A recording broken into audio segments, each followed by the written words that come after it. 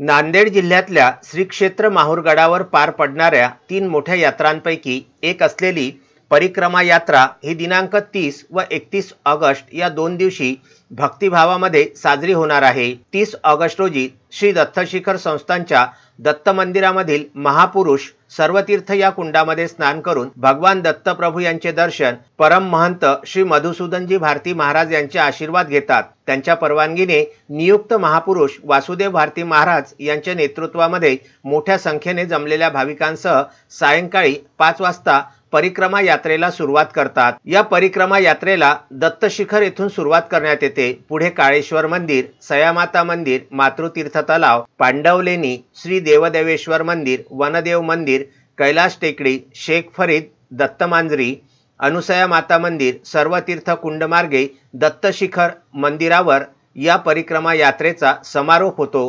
परिक्रमा यात्रेतील भाविकांनी श्री दत्तात्रेय महाराज की जय, श्री रेणुका माता की जय, अनुसया माता की जय, पूजनीय महंत महाराज की जय या अविरतपणे सुरू असल्याच्या जयघोषाने जंगल परिसर दणाणून जातो। संपूर्ण पायी निघणाऱ्या या परिक्रमा यात्रेमध्ये सहभागी झालेल्या अद्यापपर्यंत एकाही भक्ताला कुठलाही अपाय झाल्याची नोंद नाही, हे या यात्रेचे खास वैशिष्ट्य आहे। ही यात्रा सायंकाळपासून तर सुमारे 2 दिवसपर्यंत अखंडपणे अविरतपणे फिरत राहते।